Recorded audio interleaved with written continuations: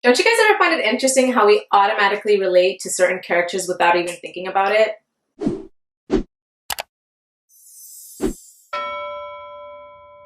Hey guys, welcome back to the Mental Health Comic Verse. Welcome if this is your first time here. It's your girl Elektra, and today I want to talk about heroes versus anti-heroes versus villains.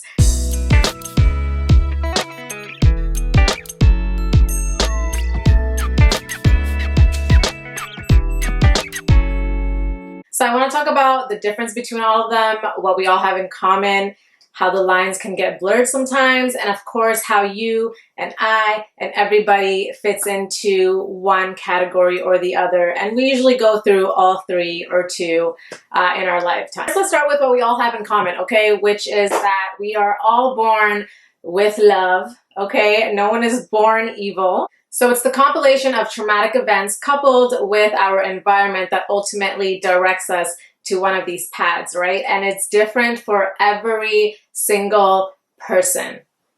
You can have twins growing up in the exact same environment, and one can end up a hero, one can end up a villain, right? Some people experience all three in their lifetime, some just two, some just one, which is unfortunate because some people really are just villains all their lives. And it's sad. And I quote villain because, like I said, no one is born evil. And if I'm going to be blunt, villains are just people who are too weak to accept their reality, so they created a false one. They're living in a false reality. So they're either in rage on a mission, or they live to manipulate and control others and the situation before they can do that to them. So they're constantly living in this toxic ass bubble. But in either case, these are people who just did not have the strength to cope with something that hurt them on a soul level, on a deep soul level. That's the only thing that creates a villain. It's the lack of love to an extreme extent. That's why they're so extreme with it. So another interesting thing about villains is it's all about perspective sometimes, right? So for example, with Magneto, he's a villain. He's a villain to the humans, right? But he was a hero, or trying to be a hero to his people, to the mutants. So in a mutant's perspective, who had nothing but negative experiences with humans, to them, Magneto is a hero. He is out there saving their ass. So a lot of people root for Magneto and other villains because we can relate to their rage and to their injustice, right? Don't you guys ever find it interesting how we automatically relate to certain characters without even thinking about it? There are a lot of sociopaths out here. So to me, it makes complete sense that there was a large portion of people who related to the Joker, not just respected him or loved him as the character and the performance he did, but actually related to him. And you'll know if you have that immediate connection, you know when you relate to a character, when you're like, but don't get it twisted. Okay, don't get me wrong. This does not give anyone a motherfucking excuse for anything that they have done. That's not right. That's evil, whatever. I mean, there's just certain things as adults you can't pawn off on. I was a hurt little child when this happened to me, and So anyways, I say this for all the people who have been hurt by the villains in their lives, to give you guys a new perspective, a different outlook, to help you better understand why they act the way they do, to give you a peace of mind, to let you guys know that these people are very broken. They are much more broken than you will ever be. Trust me. And even though the things that they have done to you may feel personal, I promise you, it's not personal. It's not. but I repeat, Do not make excuses. This applies to men and women. Do not make excuses for anybody just because you understand what a scorned little bitch they are. Okay. Because that's their job to understand and fix. It's not your job to understand and put up with and help them try to come to the realization and help them through it. You deserve better than that. I mean, that's just a moot point, you guys. It's a dead end.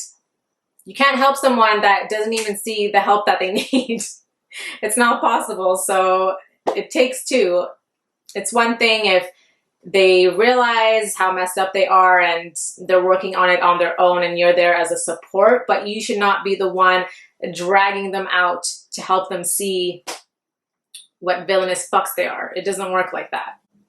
So I repeat, you are worth more than that. So getting back to the traumatic events that direct us towards hero or villain, and actually the perfect example for this is regular Superman versus Brightburn Superman, right? And I haven't watched the movie yet, but it's safe to say it's the alternate character of how Superman could have turned out, which really applies to any villain or hero because they all go through traumatic events and they're either pushed to be a hero, an anti-hero, or a villain, or somewhere in between, right? But they're two complete separate roads. Every single person experiences trauma, and it's really on us if we have the strength to continue to be our own heroes in our own lives, right?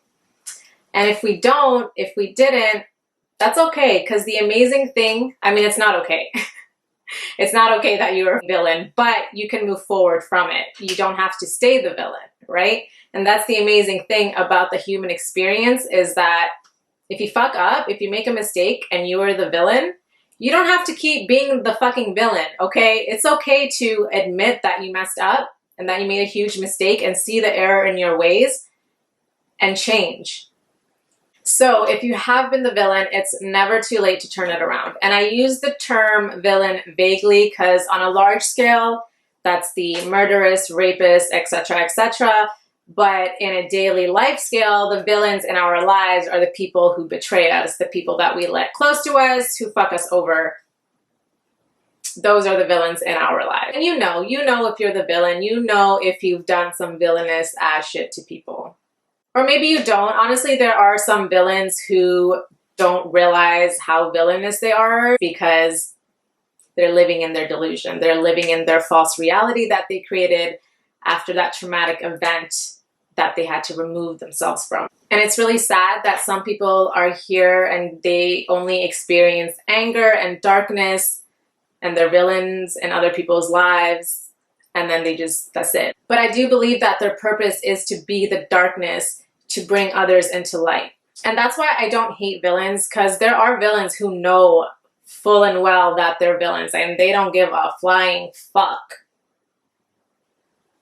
And it's like, where's the justice in that? But you know what? I believe that everything happens for a reason. And so somehow, some way, I do believe that the darkness of evil will always be balanced by light. And for the villains who have guilt and want to change, and I mean genuinely, you genuinely see how toxic your behavior is and harmful, not just to others, but for yourself. You are definitely capable of that, and I believe everyone deserves a second chance if they are genuine about it. And that doesn't mean that you're going to get a redo with the people that you have done wrong. That's completely up to them. And I mean, depending on the severity of what you did, they probably want you to fuck right off, rightfully so. And you're just going to have to accept that. But you want to be a better person for yourself and to the world.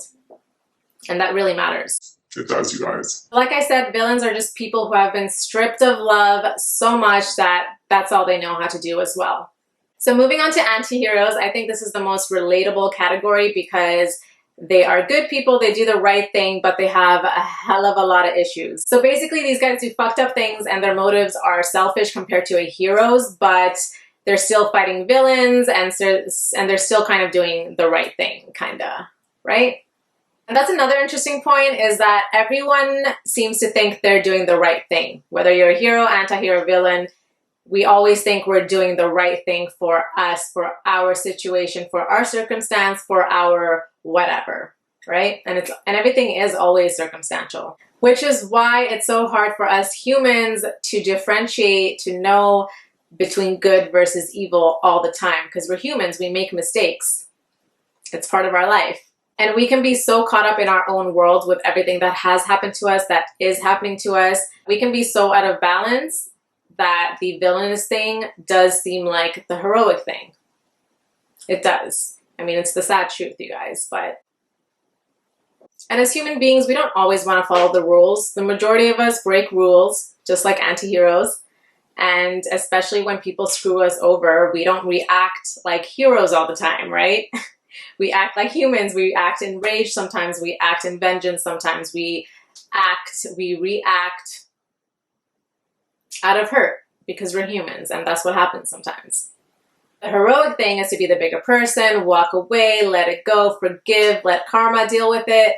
But the anti-hero in us wants to go and rage, fuck shit up, get some revenge, and that is the human relatable thing. So I just want to say it's normal to feel heroic, to villainous, to everything in between in our human experience. I think that's just the process of life. But the lane that we choose to go towards with each testing moment, with each trauma, hero, anti-hero, or villain, that's what speaks, that's what reflects our progress in life. And that's what matters. Stay flying free, and I'll see you guys next time.